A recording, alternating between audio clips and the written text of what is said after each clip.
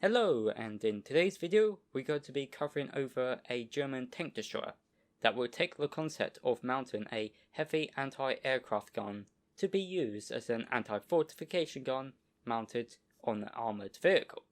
This was similarly done with the flak 8.8cm anti-aircraft gun, which would be used for the basis for the development of the eventual 88mm main gun that would be mounted on the Tiger tank.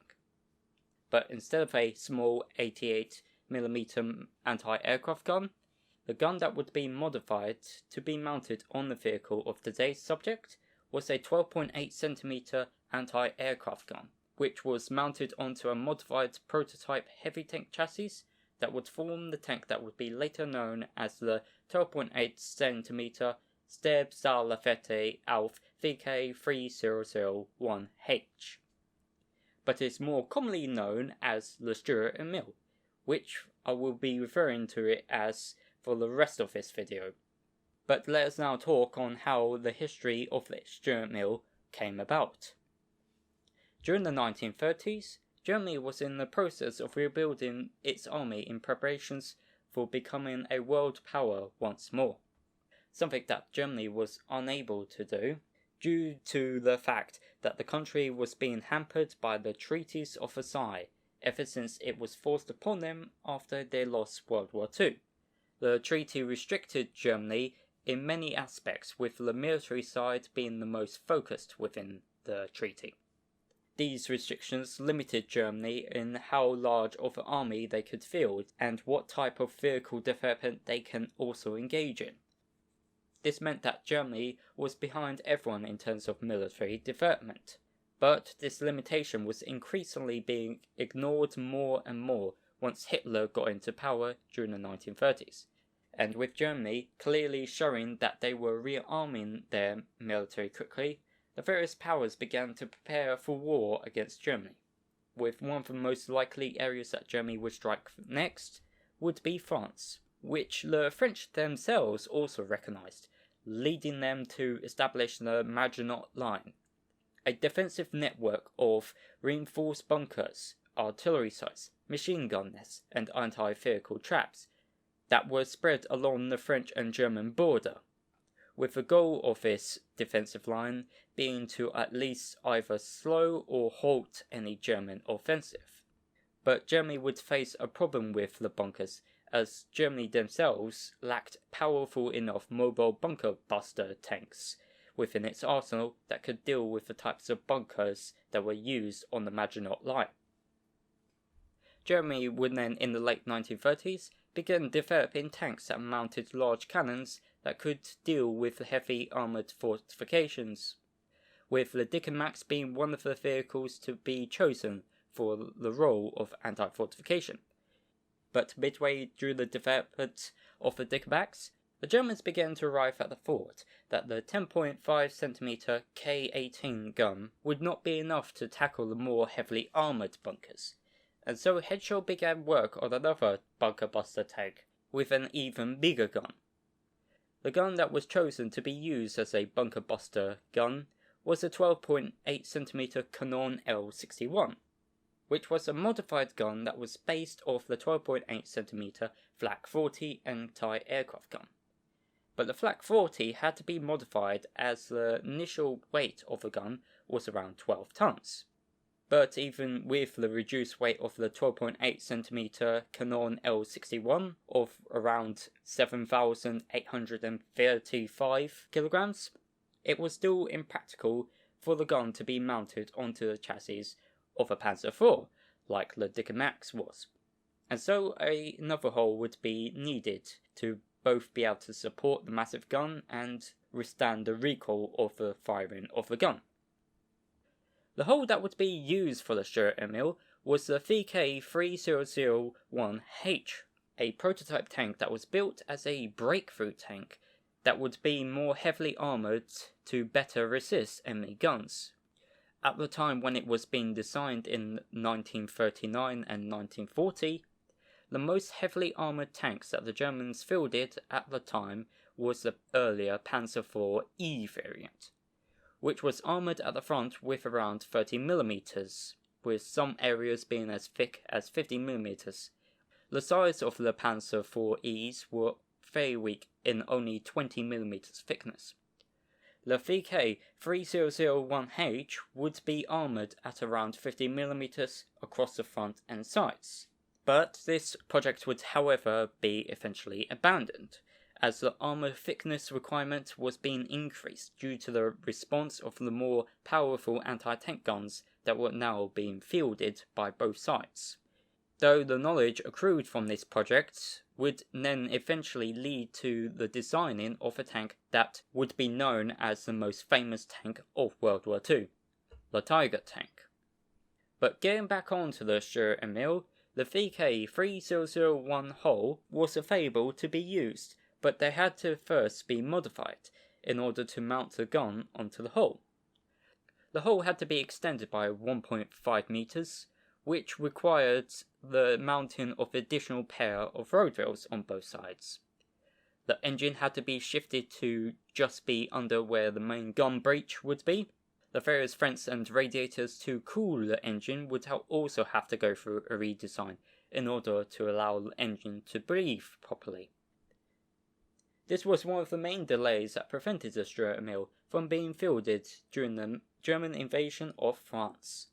And by the time that the Sturer Emil was finished, the main war focus was switched to Russia and the Eastern Front, and the original role of anti-fortifications was no longer needed due to the Maginot Line being captured by the Germans in 1940.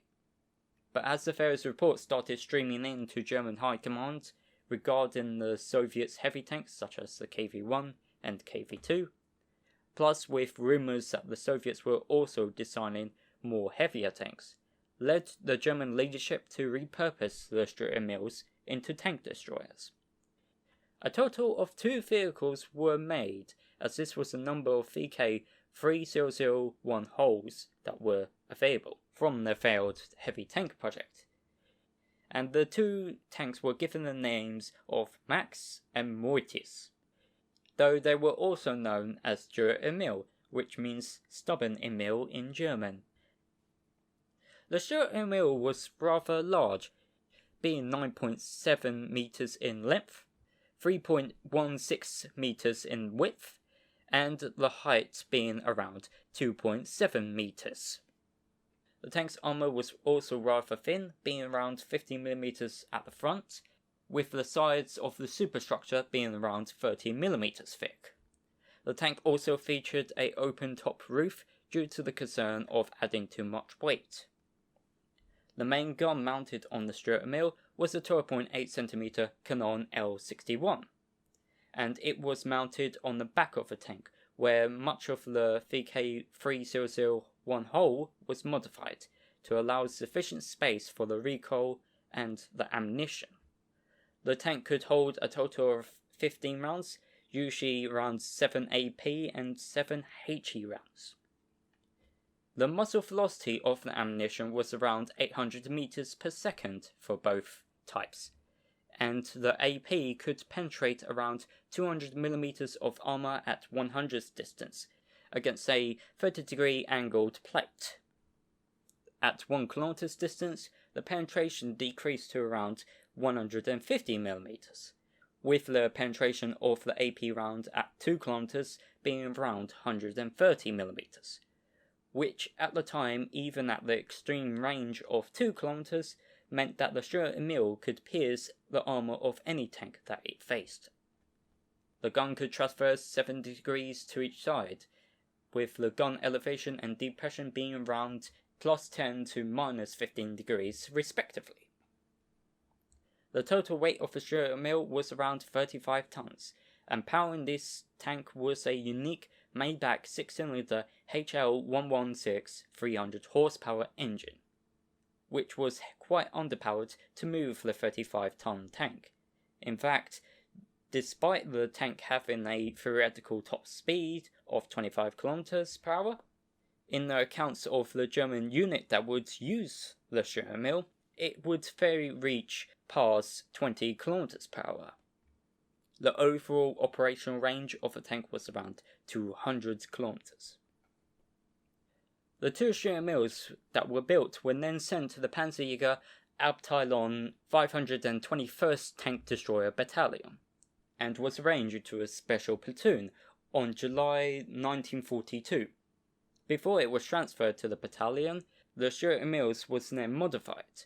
The false driving cabin located on the right of the tank was removed from both examples.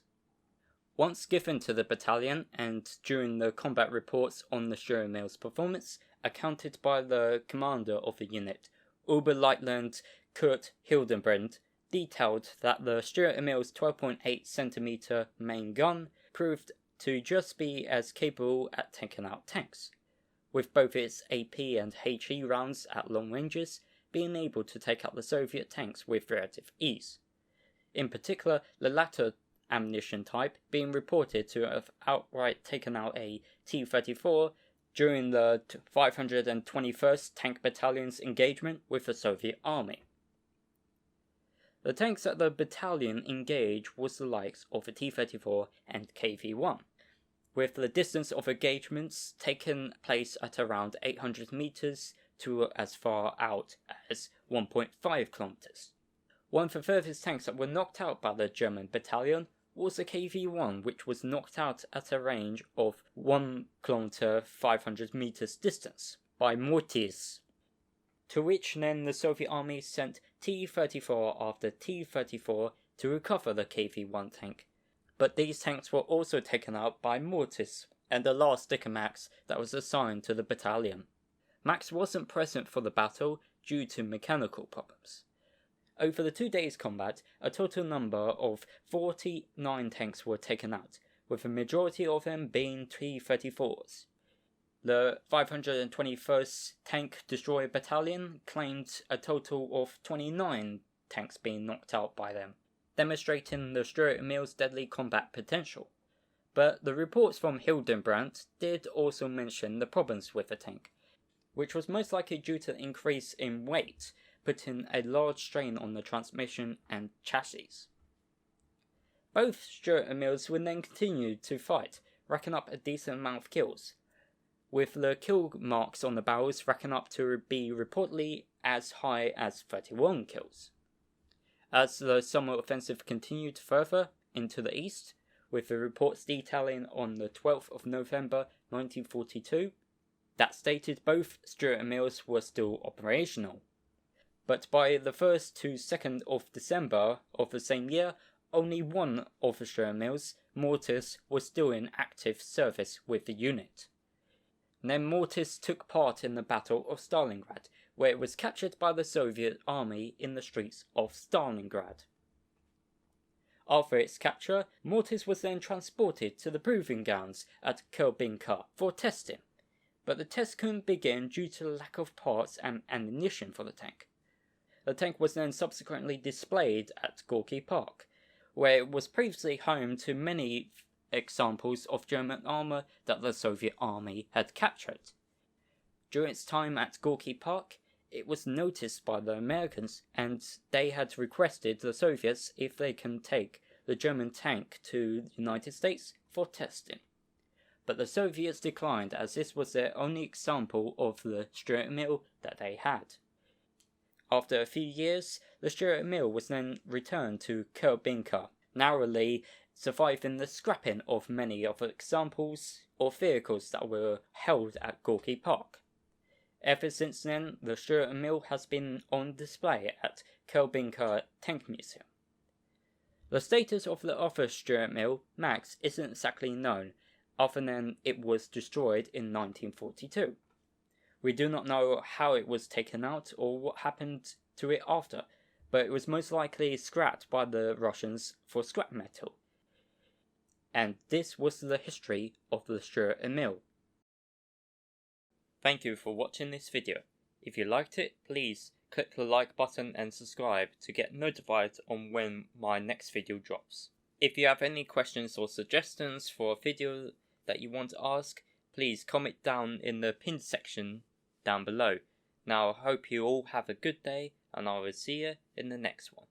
Bye for now.